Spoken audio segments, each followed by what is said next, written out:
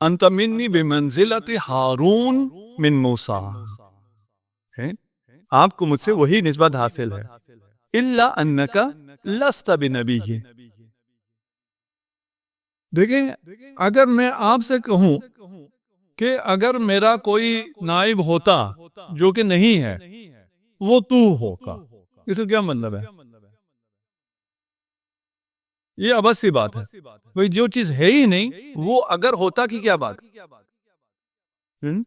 بھئی میں ایسی گفتگو کر سکتا ہوں کہ جو چیز نہیں ہوگی وہ اگر ہوتا تو ہوتا، یہ ابس ہے، ٹھیک ہے نا؟ لیکن اگر آپ ایسے جملہ کہیں انت منی بے منزلتی ہارون من موسیٰ، میں بے منزلے موسیٰ، تو بے منزلے ہارون، وَإِلَّا کہاں ہارون کہاں علی، نسبت کی بات ہو رہی ہے، ہاں، نہ کہ ہارون جیسا ہے، نہیں، تیری نسبت مجھ سے ویسی ہے جیسے ہارون کی موسیٰ سے ہے۔ اس کا مطلب یہ ہے کہ موسیٰ کے بعد ہارون نبی ہے۔ اس جملے کا مطلب یہ ہے کہ محمد کے بعد علی نبی ہو سکتا ہے، کہاں میرے بعد نبی نہیں ہوتا۔ یہ جملہ صحیح ہے، لیکن یہ جملہ صحیح نہیں ہے اگر میرے بعد ہوتا، تو میں کہتا ہوں اگر یہ جملہ، اگر اس کو صحیح مان لیا جائے، یہ جو حدیث نقل کرتے ہیں نا کہ اگر میرے بعد ہوتا تو فلان ہوتا، ٹھیک ہے، اگر اسے صحیح مان لیا جائے تو آپ کی خلافت کا سارا نظام خطاب ہو جاتا ہے۔ بھئی کیونکہ جس سے کہا گیا ہے پہلے اس کو خلیفہ بننا چاہیے تھا، ہوتا تو وہ ہوتا تو خلیفہ ہوگا تو بھی یہ ہوگا، اس کو تو آپ نے بنایا نہیں، آپ کی تو سارے خلافت کی دیوار گر جاتی ہے۔ اس لیے یہی مان لو صحیح، اور صحیح بھی یہی ہے، علماء اہل سنت مانتے بھی ہیں کہ یہ موضوع حدیث ہے، یہ کوئی حدیث ہی نہیں ہے۔ بھئی حدیث جعل کی گئی، بنائی گئی، موضوع حدیث جانتے ہیں نا، بنائی گئی، گھڑی گئی، لیکن حدیث گھڑنا، بنانا، اس کو فیبریکیٹ کرنا، کہاں محمد عربی، ان کی فصاحت، اور کہاں ان لوگوں کی دماغ اور عقل۔ رسول خدا جسے مقام دینا چاہتے ہیں اسے کہتے ہیں کہ یہ میری بیٹی سیدۃ النساء اہل الجنہ ہے، عالمین میں سب سے برتر ہے، اس لیے کہ جنت کی خواتین کی سرتار ہے، خاتون جنت ہے۔ جب فیبریکیشن والے آئے انہوں نے پتہ کیا کہا، رسول خدا نے فرمایا کہ فلاں سب سے زیادہ افضل ہے، اس طرح جس طرح کے آپ گوشت باقی کھانوں میں زیادہ افضل ہوتا ہے۔ بھئی یہ تو کوئی کھانے پینے کا شوقین تھا جس نے یہ بنایا، اور آج کل کے جوان آپ گوشت کی طرف مڑ کے دیکھتے بھی نہیں ہیں۔ آئیے واپس، ہم کہاں تھے؟ غزوہ تبوک میں۔ غزوہ تبوک میں پھر آگے جو رسول کی قتل کی سازش بنی، وہ بھی ہمارے بچوں کو پتہ ہے، بیان کم کیا جاتا ہے، اور لوگ کہتے ہیں جی ایام فاطمیہ آئے گا، اور جب آپ مصائب پڑھیں گے کہیں گے جی کہ کیسے ہو سکتا ہے نبی کے صحابی نبی کی بیٹی کے گھر پہ حملہ کریں؟ ہم کہتے ہیں وہی صحابی جنہوں نے نبی پہ قاتلانہ حملہ کیا، یہ مسلم تاریخ ہے نا، تبوک میں اصحاب نے نبی پر، اپنے نبی پر قاتلانہ حملہ کیا۔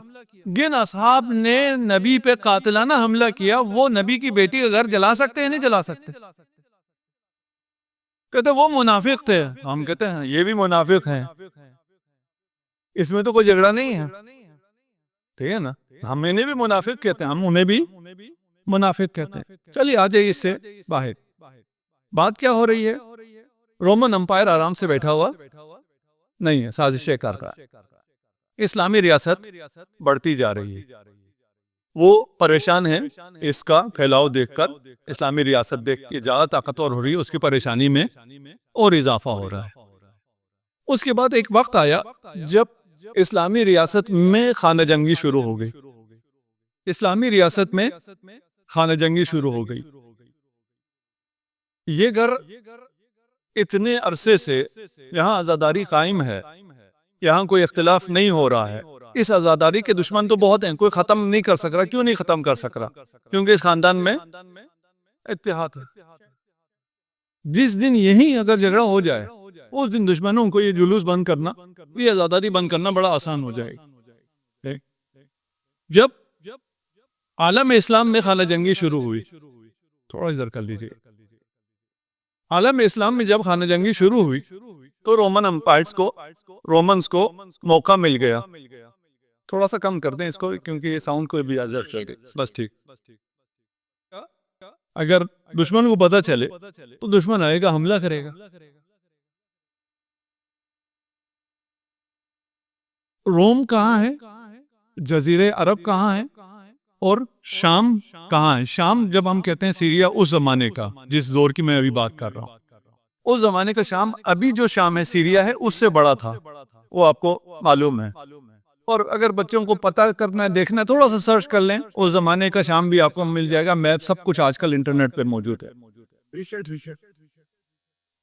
اس نے شام پہ حملہ کرنا شروع کیا اور شام پر کے کچھ علاقوں کو اس نے کیپچر بھی کیا.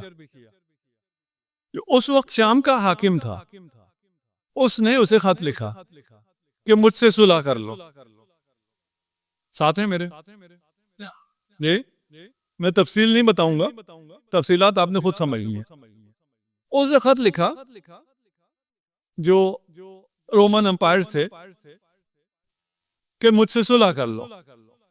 انہوں نے کہا ابھی تو جنگ کا موقع آیا ہے، ابھی فتح کرنے کا وقت آیا ہے، اب صلح کی کون سی باتیں. جب اس نے اپنے حملے تیز کر دیے تو اس نے دوبارہ پیغام بھیجا. اب یہ پیغام ذرا سنیے گا. اس نے کیا پیغام بھیجا؟ بھیجنے والا پتہ ہے نا کون ہے؟ ساتھ ہیں؟ بھیجنے والا معلوم ہے کون ہے؟ ساتھ تھے یا نہیں تھے؟ جو ساتھ نہیں چل رہے نا وہ رہ جائیں گے. یہ نا جس کا پنکھے کی طرف رخ چلا گیا تھا کہ کیا ہوا تھا، پنکھا ہوا تھا. وہ زمانہ جب جانا خانہ جنگی شروع ہوئی اور شام میں الگ حکومت ہے، باقی اسلامی ریاست الگ ہو گئی ہے. اسلامی ریاست میں علی کی حکومت ہے. اس نے حملے شروع کر دی. اب خانہ جنگی شروع ہو گئی تو میں اس ریاست کمزور ہے، یہ جو ریاست ہے شام کی یہ تو میں لے سکتا ہوں، اس کے بعد اگلا بھی شاید میں لے لوں. اس نے کہا بھائی صلح کر لیتے ہیں. اس نے صلح کا بھی انکار کیا. اب اس نے کیا پیغام دیا کہ اگر تو مجھ سے صلح نہیں کرے گا تو میں اپنے ابن عم حیدر سے جا کے مل جاؤں گا، اور اگر میں حیدر سے ملا اور حیدر نے تم پہ حملہ کیا تو تمہاری نسلیں بھی باقی نہیں رہیں گی. رومن امپائر تو سپر پاور ہے، غرور میں ہے. حیدر کا نام سن کے ڈر گیا،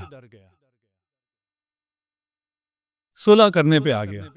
آج بھی اگر کوئی اسلامی ملک جو موجود ہیں، کوئی ایک بھی یہ دھمکی دیتے نا زبانی کہ بھئی یہ ظلم ختم کرو، نہیں تو میں حیدر کے ساتھ مل جاؤں گا اور کچھ نہیں کرنا پڑے گا. یہ نعرہ حیدری آپ لگاتے ہیں، تکلیف کسی اور کو کیوں ہوتی؟